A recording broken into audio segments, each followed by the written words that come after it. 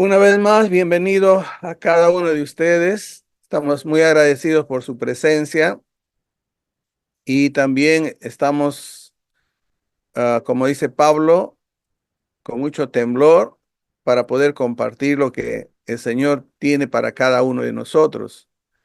Así que una vez más, recordarles que estamos llevando el curso de un programa del Instituto Bíblico Internacional y es el programa de, perdón, el manual, el módulo de método de estudio bíblico y reglas de interpretación. El fin, la meta que nos hemos trazado es que todos nosotros aprendamos a estudiar la Biblia por nosotros mismos y de esa manera conocer a Dios. Ese es nuestro enfoque. Ya hemos visto en las clases pasadas el poder de la palabra de Dios, cómo la palabra de Dios tiene poder, la Biblia. Luego hemos visto el propósito de la palabra de Dios. ¿Cuál es el propósito de la palabra de Dios? Hemos visto la responsabilidad que tiene todo pastor, todo misionero, todo líder, todo diácono de estudiar la palabra de Dios. Y ahora vamos a ingresar a estudiar las funciones que desempeña el Espíritu Santo en el estudio. El pastor debe trabajar intensamente al estudiar, dependiendo siempre del poder del Espíritu Santo. Recuerde eso. Estamos estudiando la palabra de Dios. Y esa palabra de Dios va a ser vivificada, va a ser iluminada, va a ser recordada a través de la obra del Espíritu Santo. Nunca lea la Biblia como cualquier otro libro. Hemos dicho que la Biblia es de origen divino, es la palabra de Dios.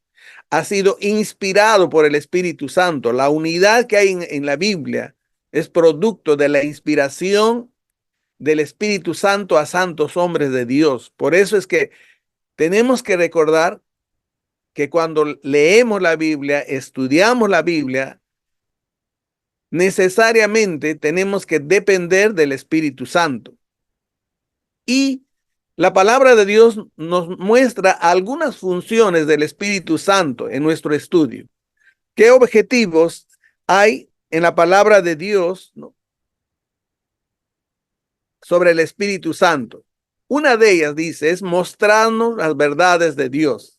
Y para eso tenemos el texto de Juan 14:26. ¿Qué dice en Juan? Pero el Consolador, el Espíritu Santo, a quien el Padre enviará en mi nombre, escuchen eso, dice, les enseñará todas las cosas y les hará recordar todo lo que he dicho.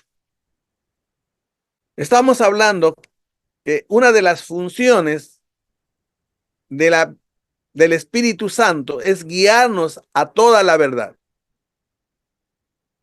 Y el texto mismo nos está diciendo que el Espíritu Santo que ha venido en Pentecostés, el Espíritu Santo que ahora habita en nosotros, nos va a enseñar todas las cosas. Recuerden, es todas las cosas. Todo lo que concierne a las cosas de Dios, camino de Dios. El Espíritu Santo nos va a enseñar, pero el otro verbo es recordar. Les hará recordar todo lo que he dicho. Ahora quisiera enfatizar que esto no es mágico. Eso no quiere decir, si usted no lee la Biblia, el Espíritu Santo le va a recordar. Muchos de nosotros, los líderes, cometemos ese error. No leemos la Biblia y luego vamos y subjetivamente recibimos algún mensaje y decimos, el Espíritu Santo me ha revelado. No, no, ahí dice, les hará recordar. Eso quiere decir que si leemos la Biblia de Génesis a Apocalipsis, aún no lo hemos memorizado, aún no lo hemos entendido claramente, el Espíritu Santo se va a encargar de recordarte, incluso cuando usted está predicando, cuando está enseñando, cuando está aconsejando. Usted ha experimentado que se le vienen los textos a la mente y usted no lo ha tenido preparado. Entonces, esa es la función, guiarnos a toda verdad, a toda verdad. Ahora, recuerden, la verdad es única y absoluta. La verdad nunca cambia, no cambia por los tiempos, no cambia por las circunstancias, no cambia por las edades. La verdad es la verdad. Cuando queremos afirmar algo como verdad, es algo que nunca va a cambiar. Esa es una verdad.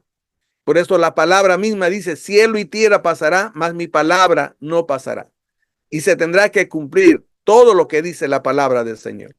Entonces, una vez más, como pastores, hay que estar conscientes que en nuestro trabajo intenso de estudiar, como lo hemos enfatizado la semana pasada, debemos profundizarnos en estudiar la palabra y ahora estamos viendo siempre dependiendo del Espíritu Santo, porque el Espíritu Santo nos va a guiar a toda verdad. ¿Qué otra función tiene el Espíritu Santo? ¿No? Guiarnos a toda verdad. Por eso dice, pero cuando venga el Espíritu de la verdad, ¿no? Él los guiará a toda verdad, porque no hablará por su propia cuenta, sino que dirá solo lo que oiga y les anunciará las cosas por venir. Entonces tenemos que entender una vez más que si yo quiero andar en la verdad, yo quiero ser guiado a la verdad, tengo que depender totalmente del Espíritu Santo. Tengo que entender que Él es el único que puede ayudarme a poder entender la verdad que está en la palabra del Señor. Nos va a mostrar la verdad de Dios, nos va a guiar a toda verdad. ¿Qué tenemos que hacer? ¿Qué no debemos hacer? Como hemos visto la semana pasada. La palabra de Dios nos va a guiar, pero hay que depender del Espíritu Santo para que el Espíritu Santo nos ayude. Dice, no hablará por su propia cuenta, sino que dirá solo lo que oiga y les anunciará las cosas por venir. Incluso en Romanos 8 dice, nosotros no sabemos cómo orar. ¿Quién nos va a ayudar cómo orar? Y el texto mismo dice, el Espíritu Santo que conoce la voluntad del Padre, la voluntad perfecta del Padre, nos va a ayudar a orar. Ninguno de nosotros sabe cómo orar de acuerdo a la perfecta voluntad de Dios. Pero ¿quién nos puede ayudar? El Espíritu Santo. Y esa es una de las funciones que tiene el Espíritu Santo en cada uno de nosotros. Otra de las funciones que tiene el Espíritu Santo en nuestro estudio de la palabra de Dios es que nos permite discernir el error. Hoy en día estamos plagados de errores, estamos plagados de enseñanzas falsas, como Pablo le decía a la iglesia de Éfeso, mira, yo me voy a morir y cuando va a venir falsos maestros, falsos profetas, y van a engañar incluso a los mismos escogidos, dice la palabra de Dios, que van a ser engañados. Y el texto acá nos muestra un ejemplo, cómo Jesús pudo contestar a Tomás cuando Tomás no creía. Tomás había escuchado de sus compañeros que Jesús había resucitado, pero él no aceptaba como verdad.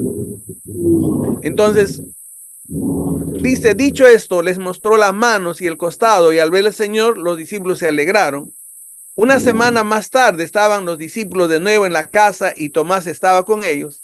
Aunque las puertas estaban cerradas, Jesús entró y poniéndose en medio de ellos, les saludó, la paz sea con ustedes. Luego dijo a Tomás, pon tu dedo y mira mis manos, acerca tu mano y métela a mi costado, y no seas incrédulo, sino hombre Perfecto.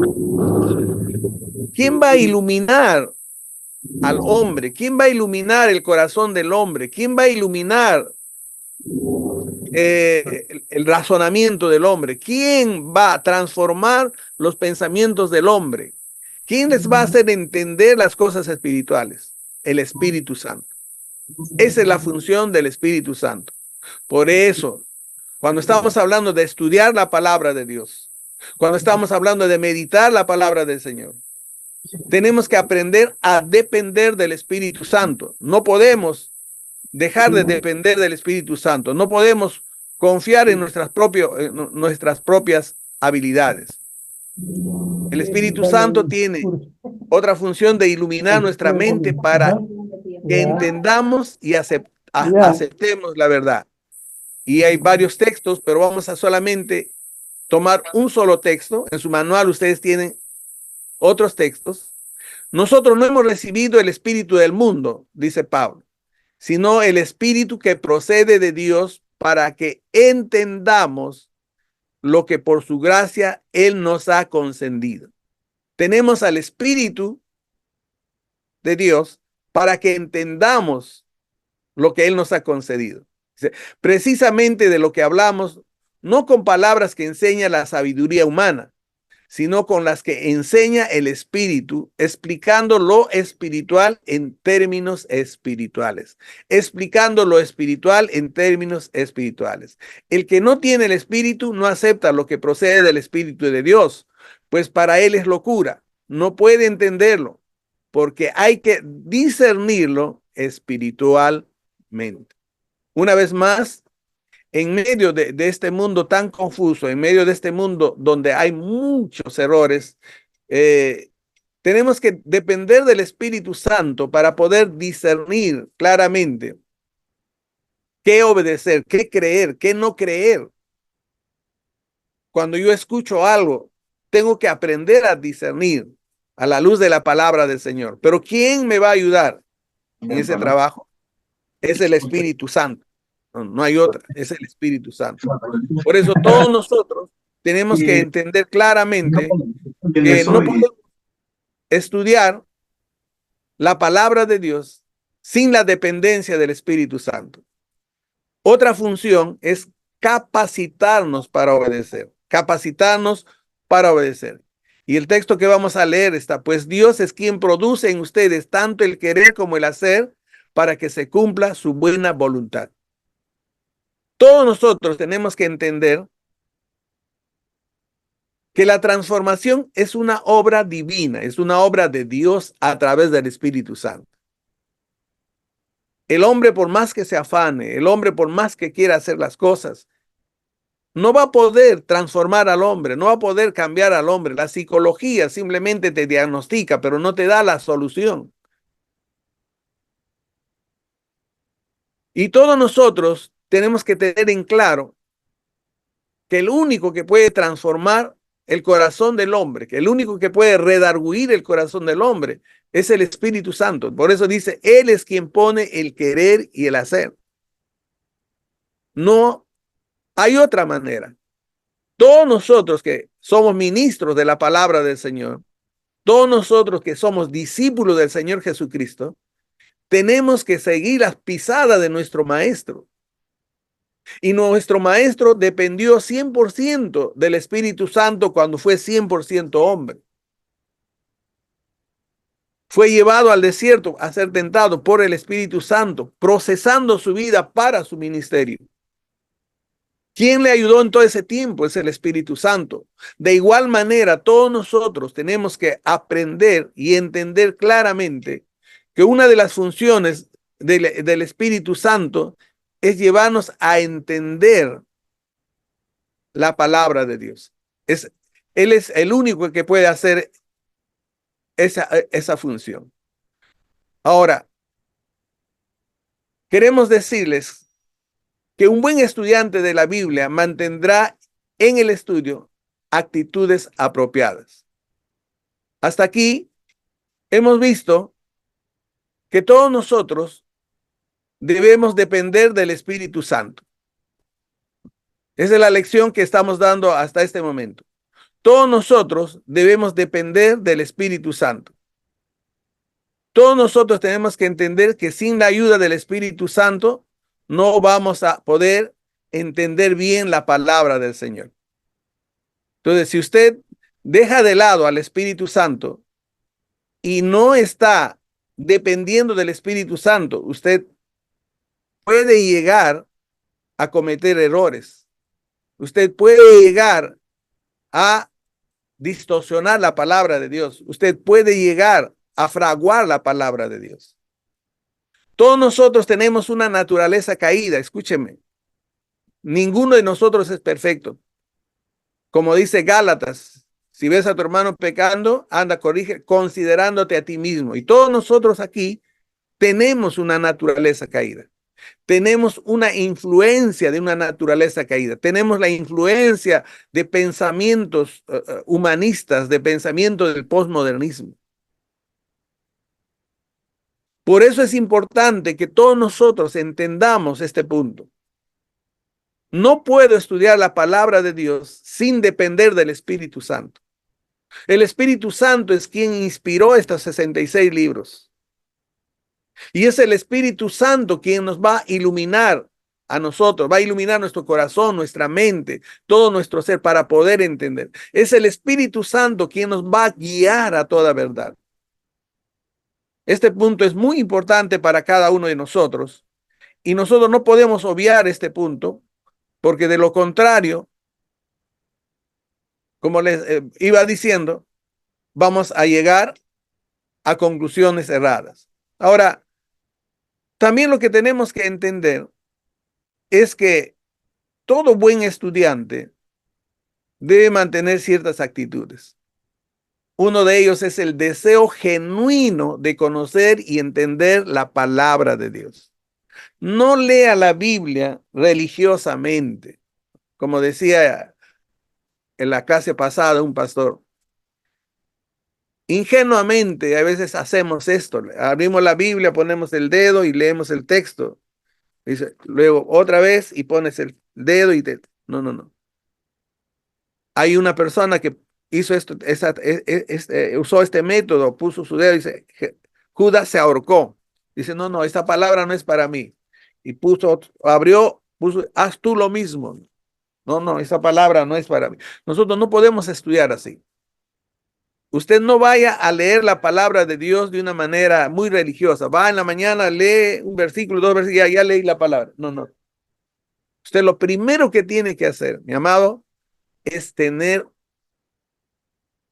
deseo de entender. Voy a leer, pero quiero entender. Y a través de ese entendimiento de su palabra, quiero conocer más a Dios. El texto dice, ¿cuánto amo yo tu ley? Tenemos que expresar cuánto amamos la palabra de Dios. Todo el día medito en ella. Imagínense, todo el día medito en ella. Tus mandamientos me hacen más sabio que mis enemigos, porque siempre están conmigo. Wow. Tengo más discernimiento de todos mis maestros, que todos mis maestros. ¿Se recuerda? Jesús a los 12 años avergonzando a los grandes doctores. ¿Por qué? Porque Jesús amaba la palabra de Dios. Jesús estudiaba la palabra de Dios y a los 12 años, es un gran ejemplo para nosotros, estaba avergonzando a los grandes sabios. Y aquí el salmista dice eso. Señor, yo amo tu ley. Señor, yo medito día y noche en tu ley, en tu palabra. Por eso tengo más discernimiento que mis maestros, porque medito en tus mandatos. Tengo más entendimiento que los ancianos, porque obedezco tus preceptos. Es decir, el salmista dice, no solamente la amo, no solamente la medito, sino también lo practico.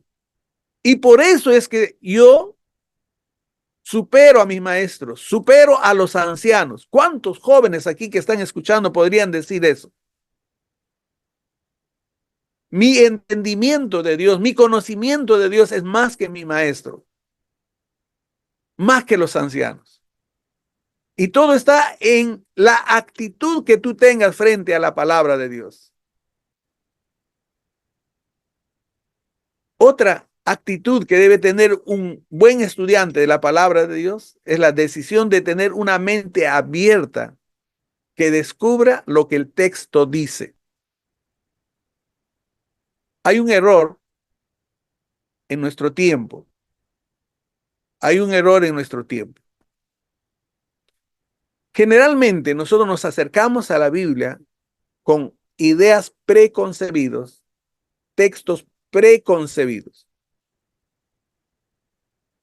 Por ejemplo, si yo ya tengo en mi mente parametrado que no hay apóstoles ahora y voy a leer la Biblia con ese pensamiento, eso voy a leer. Es como si usted tuviera un anteojo color rojo, va a ver todo rojo. Si usted tiene color verde, todo va a ver verde. Si usted tiene negro, todo va a ver negro. Pero usted no tiene que tener un anteojos de color, tiene que tener un anteojos transparente, una mente abierta para poder entender lo que la Biblia dice, no lo que una institución me dice, no lo que el libro dice, no lo que alguna persona lo dice, sino qué dice la palabra del Señor. Tengo que tener una mente abierta para descubrir lo que dice el texto. Y eso es lo que le pasó a Pablo. Pablo era fariseo de fariseos. Pablo era filósofo. Pero él tenía que ir y entender la palabra de Dios. 14 años. 14 años. A los pies de los apóstoles. En una iglesia. Aprendiendo. Y todos nosotros tenemos que tener esa mente abierta para poder entender la palabra del Señor. Si nosotros no tenemos esa mente abierta, vamos a vivir parametrados por lo que ya en algún momento usted ya ha escuchado. ¿Qué dice ese salmo? Que llegue mi clamor a tu presencia, dice, dame entendimiento, Señor, conforme a tu palabra. Dame entendimiento conforme a tu palabra. Todos nosotros debemos tener conceptos, debemos tener nuestra personalidad conforme a la palabra de Dios. Si hay algún movimiento que venga,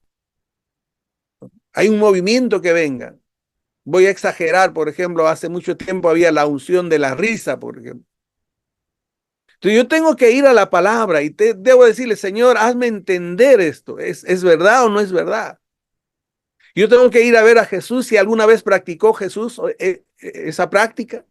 Tengo que ir a ver a los apóstoles. Tengo que leer la palabra del Señor y yo tengo que ver a la luz de la palabra de Dios. ¿Es verdad esto o no es verdad? Tiene que haber un clamor en ti por entender y conocer la verdad. Un buen estudiante de la palabra de Dios no solamente tiene que conocer, tiene que entender, sino tiene que tener la determinación de obedecer lo que aprende, ¿no? ¿Qué dice el Salmo? Enséñame, Señor, el camino de tus estatutos y yo lo seguiré hasta el fin. Escúcheme, no le dice enséñame nada más, dice y yo lo seguiré, yo lo practicaré, yo lo viviré hasta el fin.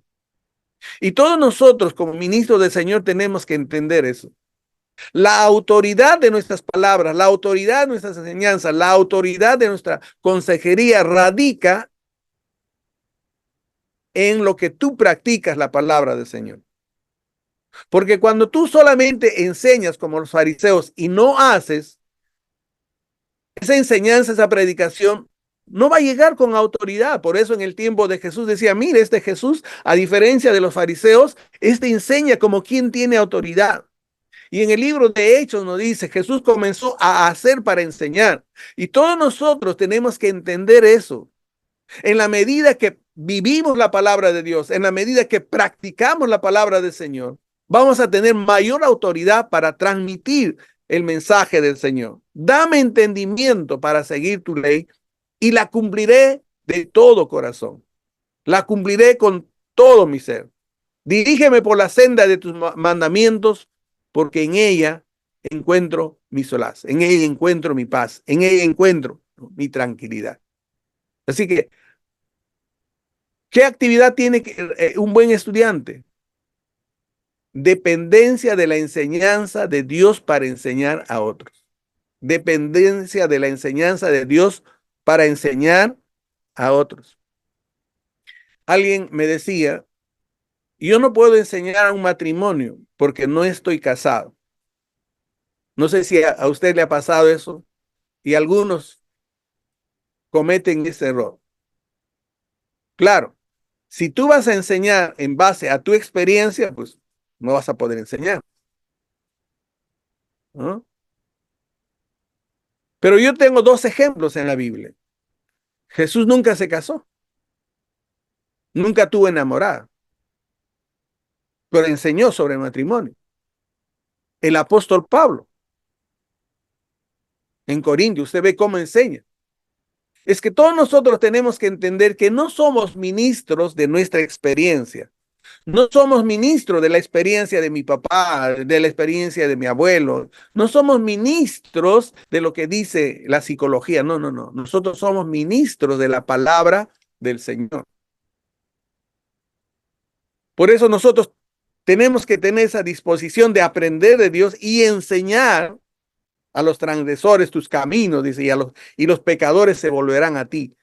Una vez más, toda nuestra predicación, toda nuestra enseñanza, toda nuestra consejería debe estar basada en la palabra de Dios. Es decir, todos debemos decir, así dice la Biblia. Así dice la Biblia. Ese debe ser un término que continuamente debemos repetir. Para ser un buen estudiante de la palabra de Dios, es necesario tener un espíritu dócil y enseñable. Es una actitud de humildad. Bienaventurados los pobres en espíritu, porque ellos verán el reino de Dios, decía nuestro Señor Jesucristo. Todos nosotros tenemos que ser humildes. Todos nosotros tenemos que entender que tenemos una naturaleza caída. Todos nosotros tenemos que entender que no lo sabemos todo y que cada día de nuestra vida vamos a aprender.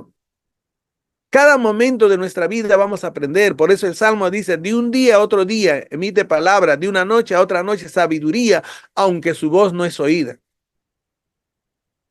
Ahora, escúcheme, las actitudes y las ideas preconcebidas con que nos acercamos a la Biblia para estudiarla van a influir grandemente en los resultados. Una vez más, las ideas preconcebidas. No puedes ir a la Biblia con ideas preconcebidas, ¿no? En estos tiempos, por ejemplo, agarran un pensamiento positivista y simplemente acuñan un texto para reforzar lo que él dice. O la psicología dice, o la experiencia. Pero hemos dicho que las ciencias deben ser siervas de la palabra no debe ser sierva de las ciencias. Todos nosotros tenemos ideas preconcebidas. Cuando venimos al Señor, venimos con ideas preconcebidas de nuestra cultura. Ahora que estamos estudiando de nuestra denominación, tenemos ideas preconcebidas porque antes de leer la Biblia hemos leído libros, hemos leído a autores. Entonces lo que dice ese autor está aquí. Yo tengo ideas preconcebidas. Y cuando yo voy con esas ideas preconcebidas a estudiar la palabra del Señor, los resultados no van a ser igual. Pero si todos fuéramos con un anteojo blanco, no negro, ni rojo, ni verde, si todos fuéramos a estudiar la Biblia con esa mente abierta, todos llegaríamos a una misma conclusión, porque hay una sola verdad, hay una sola interpretación. Hay miles de aplicaciones, pero hay una sola interpretación. Eso es lo que tenemos que entender todos nosotros, los asambleístas, bautistas, nazarenos, presbiterianos, todos tenemos que entender que hay una sola verdad. Yo no puedo decir, yo como bautista pienso esto, yo como, no, ese es el pensamiento postmodernista, cada uno elige su verdad, no. Nosotros tenemos que entender que hay una verdad absoluta, pero para eso tenemos que entender claramente que tenemos que acercarnos a la Biblia sin la influencia, ¿no?, de pensamientos, sin ideas preconcebidas, ir con la mente en blanca y decir, Señor, voy a leer tu palabra, ahora quiero entenderla claramente. Avanzamos un poquito más y vamos a hacer un pequeño resumen de lo que es la Biblia. En sus manuales está. ¿Qué creemos respecto a la Biblia? Es de importancia crítica. ¿Qué creemos de la Biblia? Si alguno de ustedes me dicen que la Biblia tiene errores, ya estamos en problemas. Y tenemos que recordar una vez más lo que hemos dicho. La Biblia tiene su origen divina, es de Dios. Ya hemos mostrado que la unidad que hay en la Biblia no es natural, no es humana. 40 autores de diferentes culturas, diferentes lenguas, diferentes tiempos, tienen un solo pensamiento. Y es porque la Biblia dice que el Espíritu Santo inspiró. Es palabra escrita de Dios. Y es una colección única en su género. La Biblia es única en su género. Compare usted con todas las literaturas antiguas. No hay ninguna literatura que se le compare a la Biblia. No hay ninguna literatura que siga con tanta vigencia como la palabra de Dios. La Biblia tiene una unidad, no se contradice en ninguna de sus partes. Algunas veces pareciera que se contradijera. Efesios dice, el justo es justificado por la fe. Santiago dice, ¿tienes fe? Muéstrame tus obras. Aparentemente hay una contradicción, pero no es una contradicción. Está diciendo, mira, la justificación es por la fe, pero esa justificación va a dar frutos. Eso es lo que está diciendo Santiago. No está contradiciendo, aunque algunos lo ven como una contradicción. La Biblia es inspirada por Dios, por lo tanto es inerrante. Escúcheme, no tiene error, no existe error alguna y por lo tanto tiene autoridad. Usted va a ver todos los textos ahí en su manual y usted puede leer esos textos. Ahora, hay un pensamiento que se difunde fácilmente y dicen, no, este versículo no está en los originales. Este versículo no está en los originales. ¿Ha escuchado? Entonces, a esa persona yo le pregunto, ¿existen los originales de Génesis? ¿Existen los originales de Mateo? No existen. ¿Qué es lo que hay en este tiempo? Son las copias. Copias que se han escrito con mucho cuidado, copias que hasta el día de hoy han sido corroboradas porque se han encontrado más de 5,000 rollos del Nuevo Testamento y han comparado con la traducción que tenemos y han encontrado un mínimo de error que no afecta en doctrina. Entonces, cuando usted lee en pie de página, cuando hay una versión, dice, no dice en los originales, dice en algunos manuscritos no está, pero no dice en los originales no está. Pero fácilmente se dice, no, eso no está en los originales. Pero bien, saquemos este versículo. ¿Afecta en doctrina de toda la Biblia? No, no la afecta en nada. Entonces tenemos que afirmar una vez más que la Biblia es inerrante. Tenemos que ir con esa mente. No hay error. Muéstreme científicamente si la Biblia tiene error. No lo vamos a encontrar. Bien, he hecho toda esta introducción ahora. Vamos a pasar y vamos a dar un pasito más. ¿No? Lo que creemos respecto a la Biblia es de importancia crítica, ya lo hemos visto. Ahora vamos a definir términos importantes en este estudio. Ya estamos entrando un poquito más al fondo de este estudio. Términos importantes en teología y su definición. Esto no está en sus manuales, pero quiero que entendamos. El primer término que quisiéramos entender es ¿qué es teología? La palabra teología forma de dos voces griegas, teos, Dios, y logos, expresión racional o tratado, que literalmente significaría el tratado acerca de Dios, ¿no? Entonces, se puede definir como el estudio que trata directamente de Dios y de todas sus obras. Eso es lo que es teología, ¿no? El pasaje de Jeremías 9:23 dice que la reflexión teológica es la actividad más importante que el ser humano puede realizar. Que no se gloríe el sabio en su sabiduría, ni el poderoso en su poder, ni el rico en su riqueza.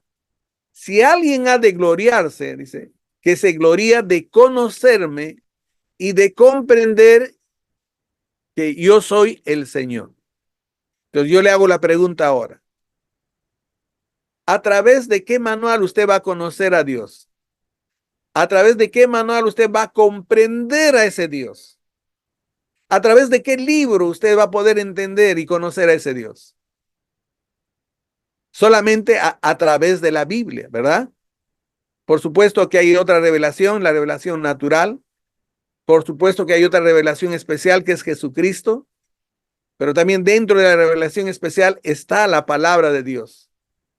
Si alguien ha de gloriarse, que se gloríe de conocerme y de comprender que yo soy el Señor, que actúa en la tierra con gran amor, derecho y justicia, pues es lo que a mí me agrada, afirma el Señor. Todo cristiano debe esforzarse y dedicarse al estudio de Dios, su creador y su redentor. Dicho esto, ahora quisiera entender con ustedes y voy a lanzarles la pregunta. ¿Usted es un teólogo? ¿Usted es una teóloga?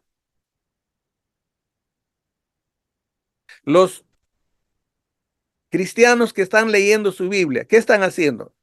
¿Están haciendo teología o no? Escríbeme en el chat. ¿Quiénes hacen teología? ¿Solo los que van al seminario? ¿Solo los que estudian en el Instituto Bíblico Internacional? ¿Quiénes hacen teología?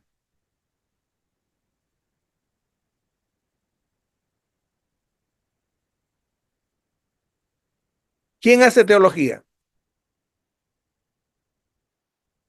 Muy bien, Oscar.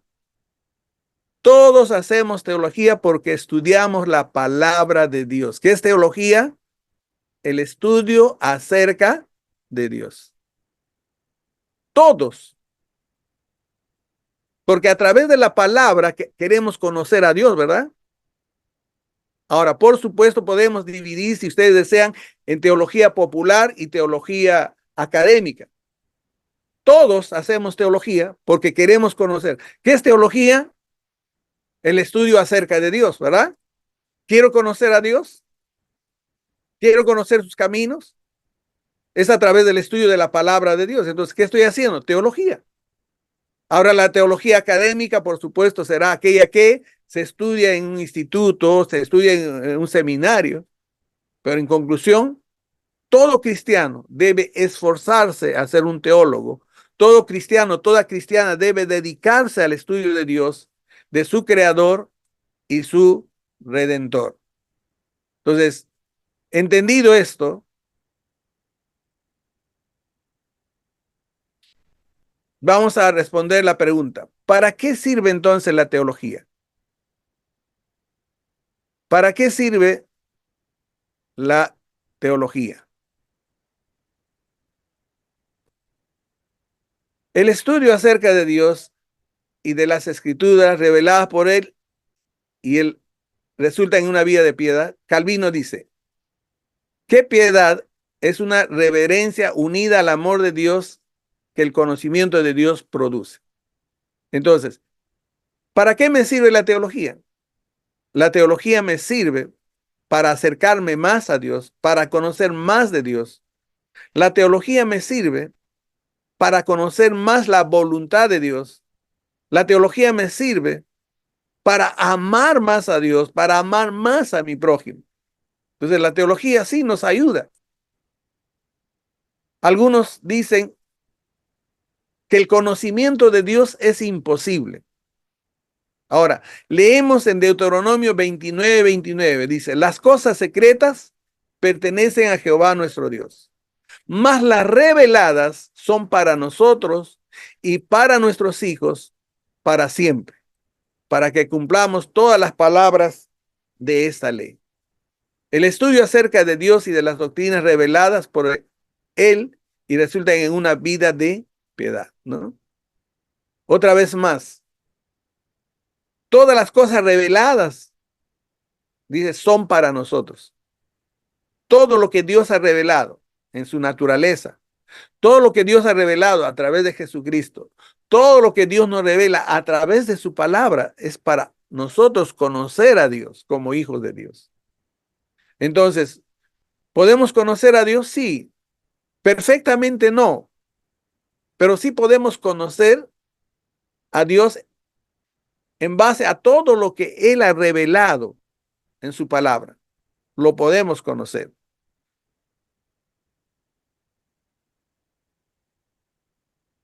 Entonces, vemos ahora aquí en este cuadro dos formas de hacer teología. Uno es hacer teología desde abajo hacia arriba y otro es hacer teología de arriba hacia abajo.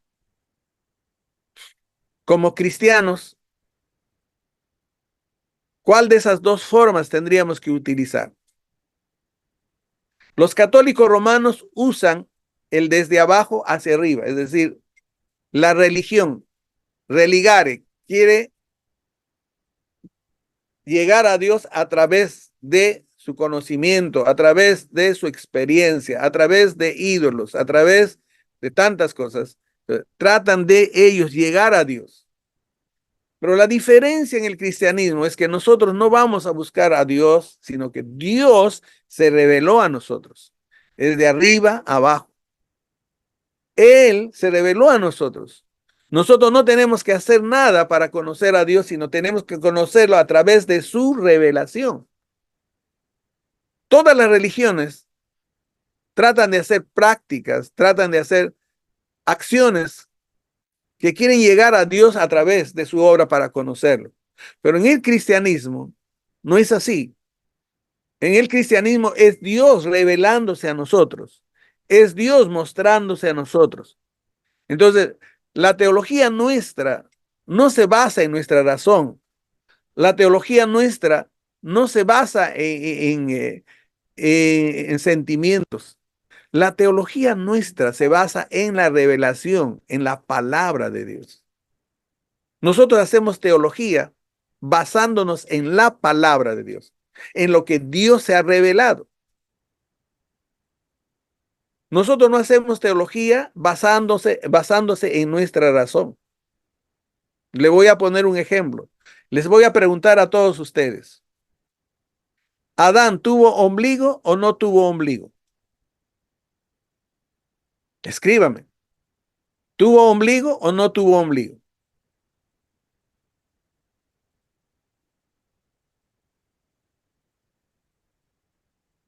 Quiero ver respuestas. ¿Tuvo ombligo o no tuvo ombligo? Sí, claro, sí. Dice, sí tuvo ombligo. Ahora, y si yo le pregunto, ¿por qué crees que tiene ombligo?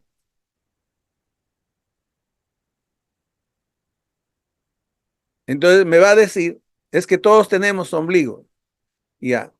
Ahora yo le pregunto, ¿su respuesta está basada en la revelación o su respuesta está basada en la razón? Si yo afirmo que sí tuvo ombligo, porque si no, nosotros no tendríamos ombligo, ¿su respuesta está basada en la revelación o su respuesta está basada en la razón?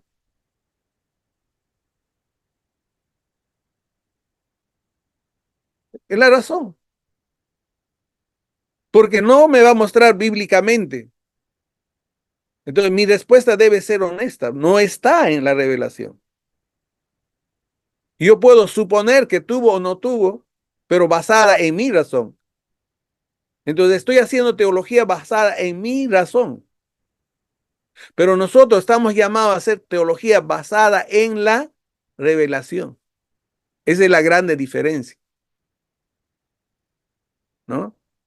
Entonces, todos nosotros tenemos que tener ese cuidado. Nosotros no hacemos teología, ¿no?, basada en nuestro razonamiento o en nuestras emociones. Algunos dicen, pero yo lo siento, pero muéstrame a través de la Biblia. No, pero yo, una vez a mi compañero le digo, ¿por qué tú te tiras al piso a patalear riéndote? No, pero lo siento, pero ¿dónde está en la Biblia? No la encuentro en la Biblia. Esa práctica está basada en su sentimiento, no en lo que dice la palabra del Señor. Y cuando nosotros estamos hablando de teología, si queremos conocer a Dios, si queremos conocer sus verdades, tienen que estar basadas en la revelación. Esa es la grande diferencia entre los religiosos y nosotros como cristianos.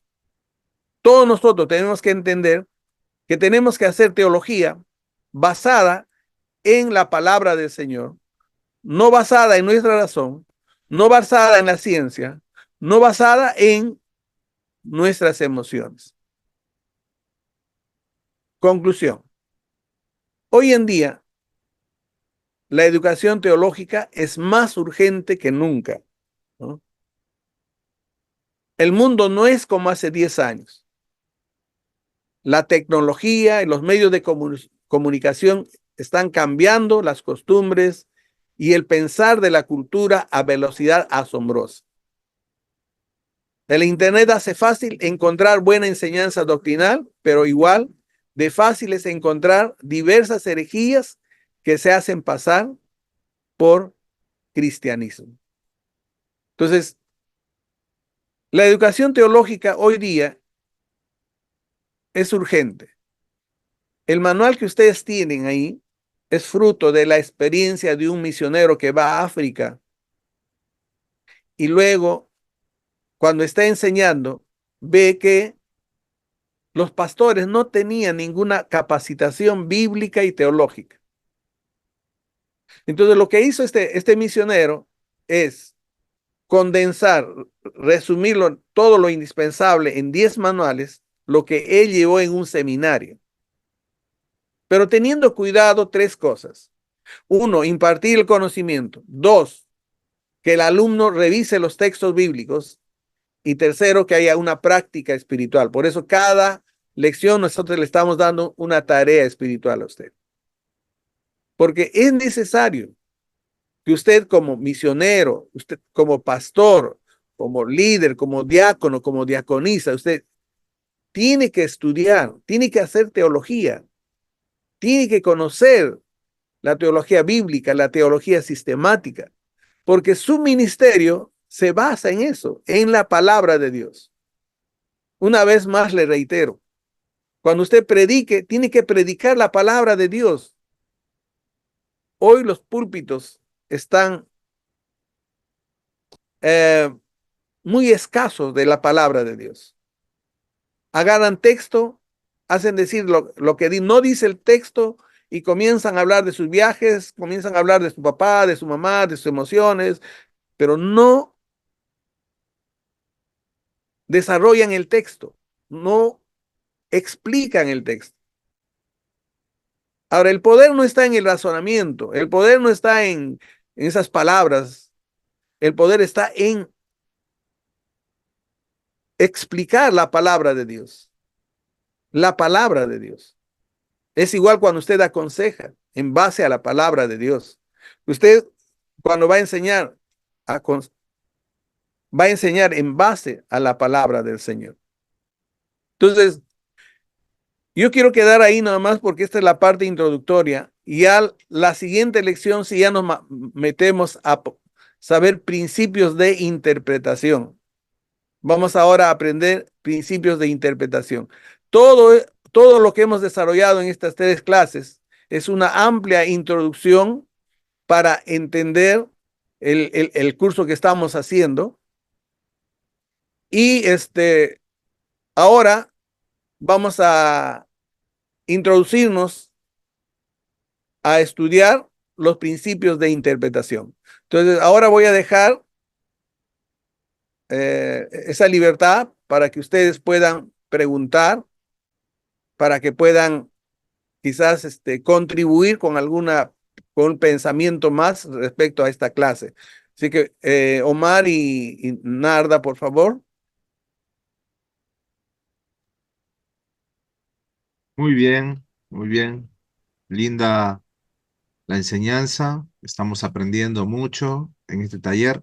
Bueno, amados, tienen la oportunidad de poder compartir sus preguntas. Si quieren, pueden levantar su mano a través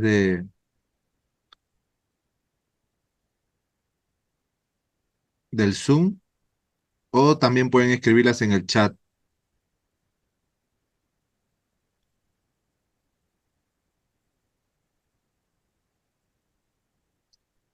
Bueno, hermano Jorge, puede hacer su pregunta. Active su audio, por favor. Muy bien, hermano César. Una preguntita, este, me ampliara, quiero que me amplíe el concepto de la religión con ejemplos más claros.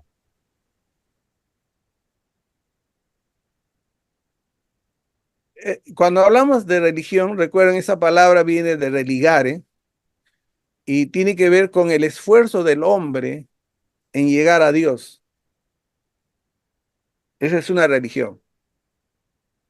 Entonces, cuando usted, por ejemplo, ve las religiones, Testigo de Jehová, o ve, por ejemplo, los mormones, se ve en su práctica, o el catolicismo, son esfuerzos que el hombre tiene que hacer para llegar a Dios. Tiene que hacer esfuerzos para conocer, agradar a Dios. En cambio, el cristianismo no es eso. En el cristianismo es Dios revelándose al hombre y el hombre creyendo en Jesucristo y siguiendo lo que la revelación dice. Es la diferencia, pastor.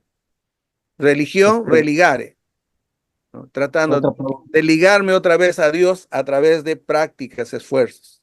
Es la religión, la solo- escalera para arriba. Pero en el cristianismo no, es para abajo, es Dios, Jesús haciéndose hombre en medio de nosotros. Esa es la grande diferencia. ¿es el cristianismo una religión, hermano? El Porque cristianismo no es una religión. En el estudio secular se le considera como una religión, pero el cristianismo es más que una religión, porque no es algo muerto, es algo vivo. Jesús no ha venido a fundar una religión más. Entonces el cristianismo no puede ser catalogado por una religión más, o si le quiere llamar, es algo vivo. Ahora, si usted mira las religiones, todos sus ídolos son muertos. En cambio, el cristianismo, nuestro maestro ha resucitado, el único que ha resucitado, es vivo, ¿no?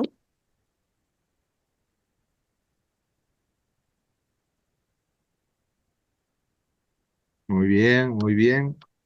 Muy bien muchas la gracias. pregunta. Gracias, hermano, por la pregunta. Buenas noches, mi hermana Narda. Aquí en el chat también nos están preguntando hacen los amados para poder recibir el material de esta clase. Hermana Narda, ¿puede darnos un poquito de este tema, de esta información? Por supuesto, hermano. Dios la bendiga. Buenas noches a cada uno. Ministerio Logos Perú se caracteriza por servirles, por poder poner a las manos todo lo que Dios nos ha bendecido, todo material, video, recurso que nos dé el maestro de este curso y de cada curso que usted esté interesado. Tenemos un grupo de WhatsApp donde se le está enviando los materiales. O para mayor información, he escrito el número de WhatsApp de Logos Perú, donde usted puede escribirnos y nosotros nos comunicaremos con ustedes o les estaremos enviando a su personal cualquier duda, cualquier consulta o necesidad de algún material. Y no solo los materiales, también recordarles que podemos replicar las enseñanzas en su ciudad, en su iglesia, ministerio local, donde usted nos pueda abrir la puerta, previa coordinación, el curso que usted necesite para su ministerio, sea este curso o cualquier otro. Una vez más, el material se les enviará a sus números personales a través del número de Ministerio Logos Perú, que ya se ha enviado hace unos minutos por este chat de Zoom. O también nos puede encontrar por las redes sociales, por YouTube, Facebook, donde nosotros enviamos cada clase estudiada, será subida a cada redes donde ustedes y cada uno de nosotros lo podemos volver a escuchar y volver a solicitar los materiales si entró por primera vez o invitó a alguien y está interesado en aprender, gustosamente nosotros estamos para servirles. Adelante, Sor Mar.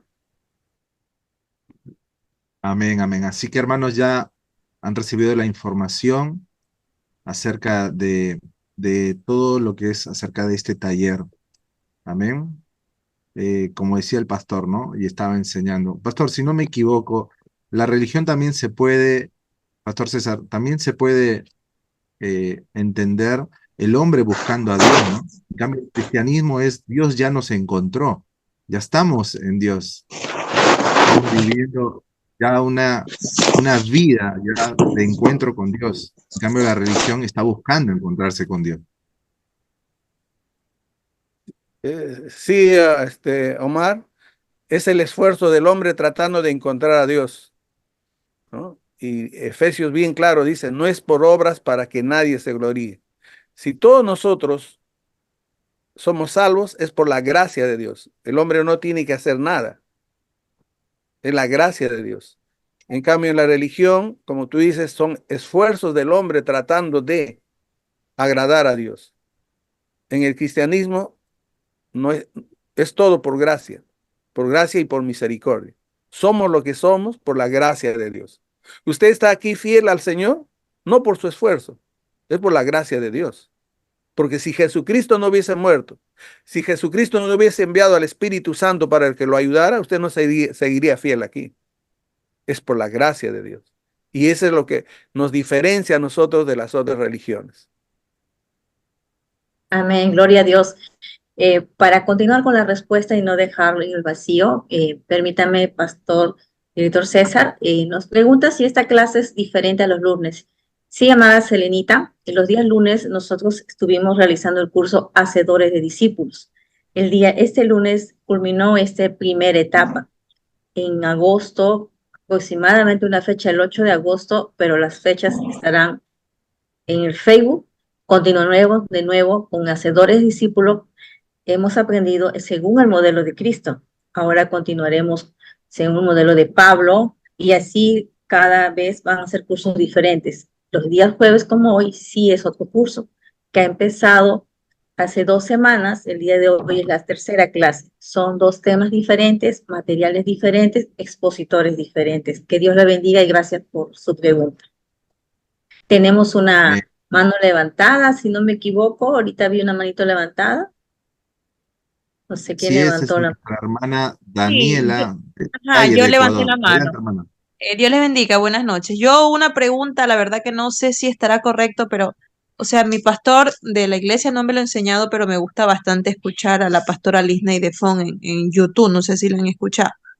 Pero al momento pienso yo, ¿no? Dice ella que al momento de decir cristianos es ya aceptar a Cristo y nos llamamos cristianos por ser hijos de Cristo. Por eso se dice cristiano. ¿Estoy en lo correcto o estoy equivocada? Según la palabra del Señor, misionera, si usted lee el libro de Hechos, a los cristianos le llamaban discípulos. A los cristianos le llamaban discípulos. Usted va a ver mayor cantidad de discípulos. La palabra cristiano en el libro de Hechos se menciona cuando los no creyentes nos dicen que somos cristianos. Entonces, si hablamos bíblicamente, en Hechos dice, el número de los discípulos crecía, el número de los discípulos se multiplicaba. Y Un gobernante dice los cristianos a estos discípulos. Pero si queremos ver etimológicamente, cristianos viene de Cristo. Cristo en el griego es ungido. Entonces, si nosotros nos llamamos cristianos, etimológicamente sería porque somos ungidos. Y claro, eso tiene que ver con el nuevo nacimiento, ¿no? Entonces, no sé si satisface la respuesta a su pregunta.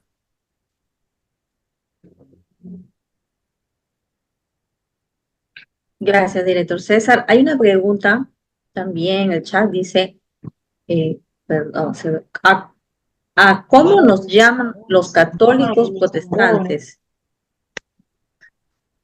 Los protestantes nos llaman porque por el por lo que protestó de la Iglesia Católica del Este. ¿No? Hijo, no, yo sí quiero ver. Sí, pastor, está en lo correcto. Protestantes nos llaman porque Lutero protestó contra la corriente de los católicos y desde ese momento nos llaman protestantes, ¿no? Sí, sí, está bien, está en lo correcto, pastor.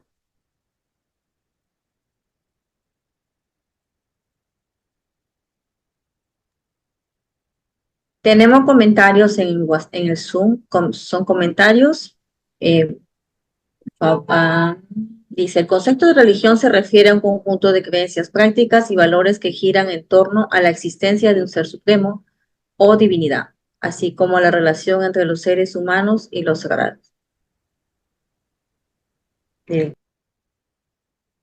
Gracias. Pastor, Pastor César, añadiendo un Adelante. poco a esto de los católicos, ¿qué opina usted acerca de que últimamente nos llaman o ellos se refieren a nosotros los protestantes como hermanos separados? ¿Cómo se debe entender esto? Esa es una estrategia del último concilio que ellos han tenido en el afán de hacernos regresar al catolicismo. Por eso que a partir de ese concilio ellos comienzan a cantar coros que nosotros cantamos también, comienzan a leer la Biblia más. Es una estrategia de ellos para hacer volver a los cristianos hacia el catolicismo. Entonces, luego viene el ecumenismo, si ustedes han visto, muchas iglesias, muchas instituciones ahora se unen con los católicos como si fuera uno para trabajar. Es una estrategia del Concilio Católico para ganar a los evangélicos. Nosotros no podemos ser ni primos porque recuérdese que ellos adulteran la palabra del Señor. Recuérdese que ellos también basan sus creencias en los libros deuterocanónicos, los que no son canos. Por ejemplo, el velar muertos en la Biblia no está, pero ellos sí lo practican, ¿verdad? Entonces, yo no creo que no seamos primos, ¿no? Con nadie somos primos, porque para nosotros la autoridad única, como les vuelvo a decir, es la palabra de Dios. Cualquiera que Amén. sale de la palabra de Dios, cualquiera que asocia la palabra de Dios con otro libro, ya no es parte de nosotros. Gracias, director César. Estamos aquí aprovechando este tiempo de preguntas. Adelante, hermano Jorge. ¿Puede prender su micrófono? Sí, hermano César, quiero hacerle una pregunta con respecto a la carta de Judas. Se supone que no es un libro apócrifo y no inspirado, ¿verdad? Entonces, no sé si usted sabe por qué razón hace mención Judas a Enoc siendo apócrifo, siendo que no es inspirado.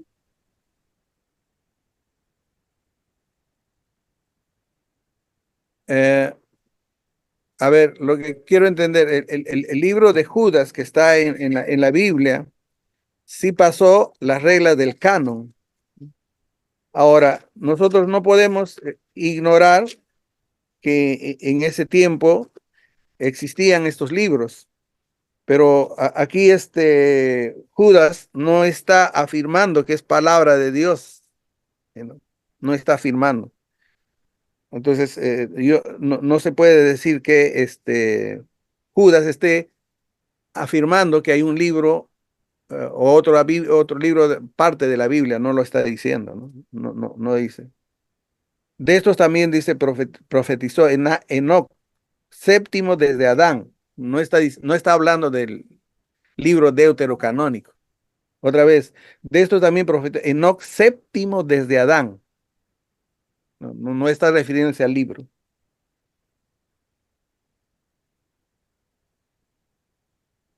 Ok, gracias. Ujú. No está refiriéndose al libro deuterocanónico. No está hablando de eso. Sí, porque muchos dicen que lo menciona, pero se equivocan, me imagino.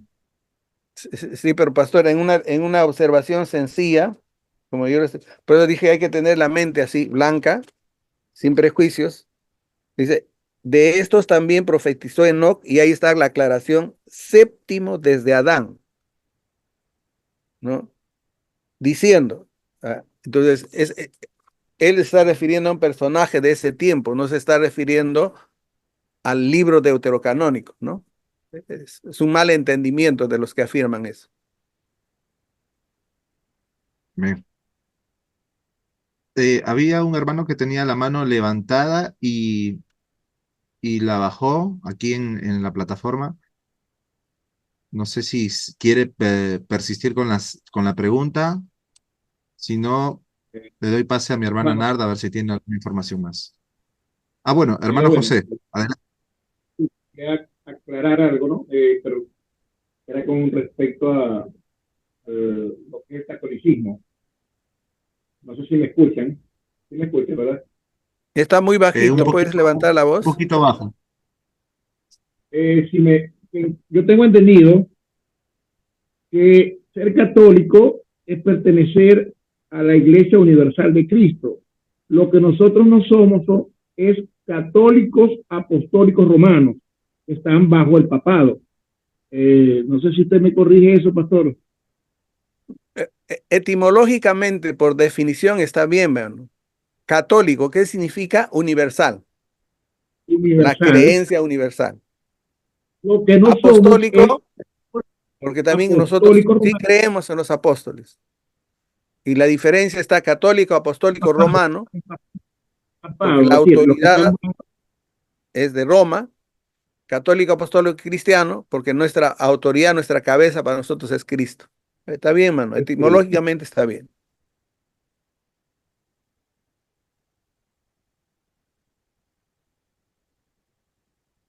Pastor César, buenas noches. Discúlpeme, he entrado tarde por cuestión de tiempo y de movilidad en casa para llegar a casa.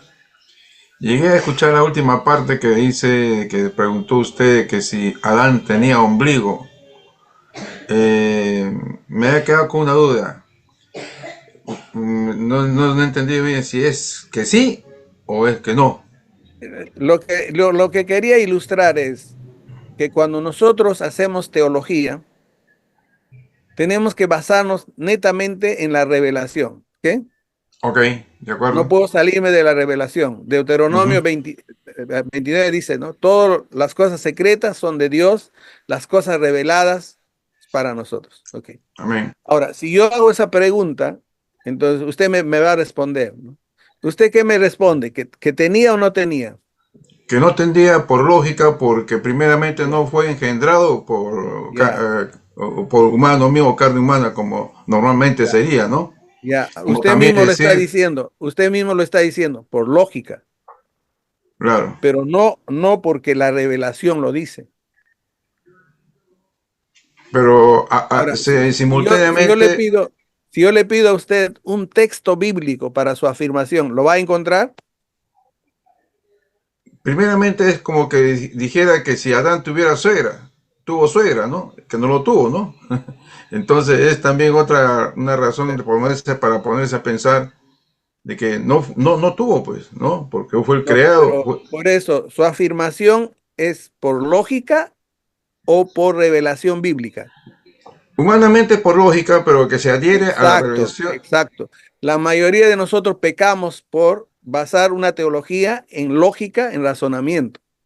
Pero cuando Claro, hablamos de teología, tenemos que basarnos netamente en la revelación. ¿Cuál sería mi respuesta?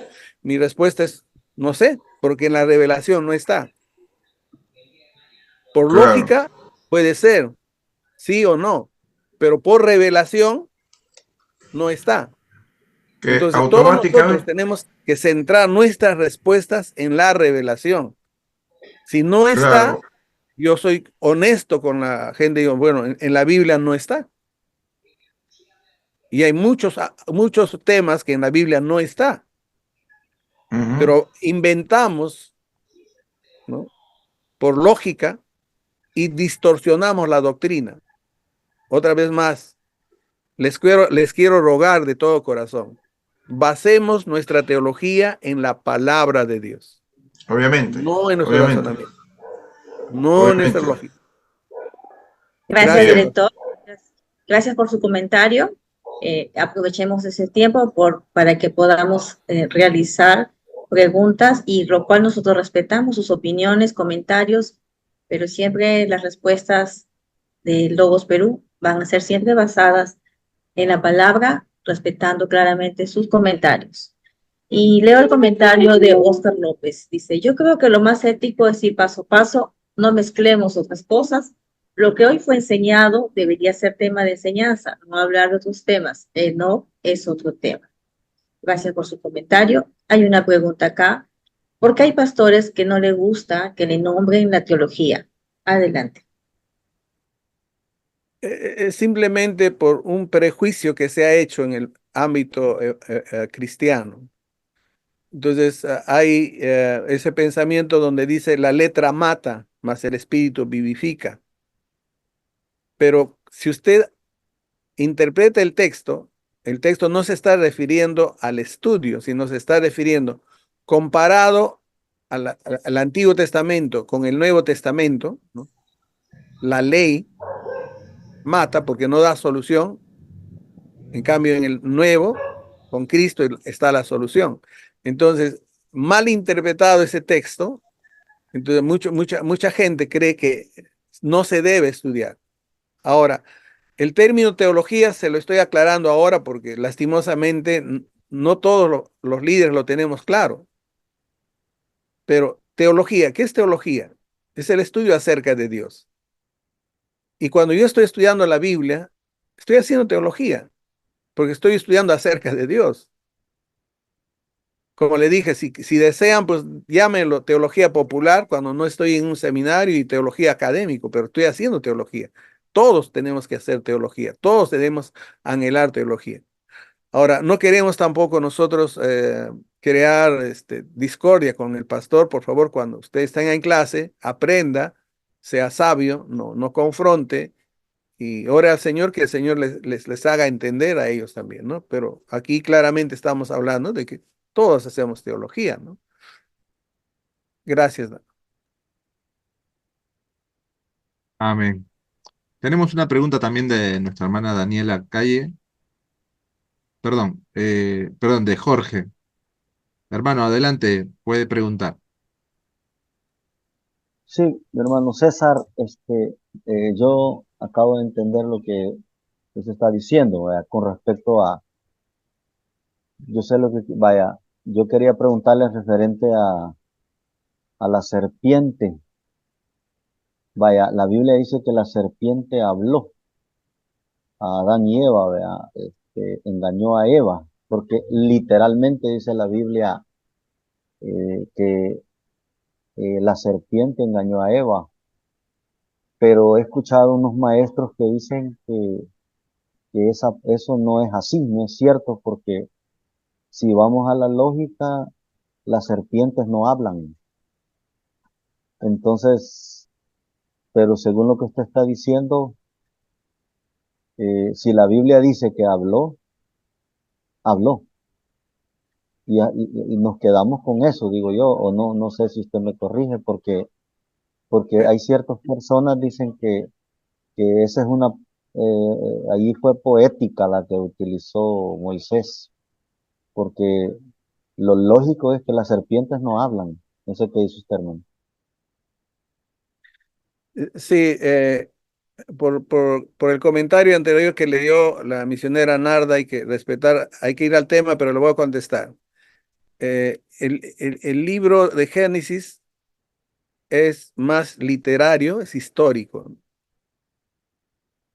Ahora, ¿hay hechos sobrenaturales en todo el relato de la Biblia? Por supuesto que sí, ¿no?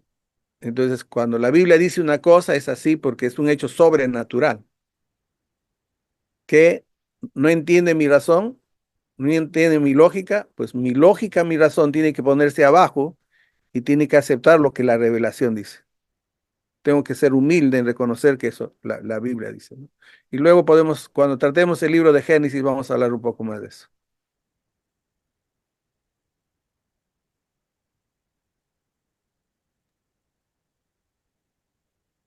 Creo que ya no hay más preguntas, director César. ¿Algún comentario? No se olviden, las clases siempre van a estar grabadas y podamos volver a estudiarla para poder entender de lo que se está hablando y poder hacer las preguntas respectivas al tema. Siempre las clases están abiertas media hora antes para poder entrar con algunas preguntas que de repente quieran ser contestadas antes de la clase. Los invitamos siempre a asistir media hora antes. Hasta este momento ya no tenemos preguntas, director César, hermano Omar. Así es, hermana. Damos pase al director César para que continúe la enseñanza. El pase no me la deben dar a mí, es ya de ustedes, ya. Bueno, entonces, antes de terminar, vamos a orar. Quisiéramos invitar misionera Silvia Montenegro, nos puede dar la oración por esta clase y ahí los invitamos también a poder quedarse unos minutos más para despedirnos y unos anuncios. Adelante, misionera. Buenas noches con todos. Vamos a orar entonces. Padre eterno, bendito Dios. Señor.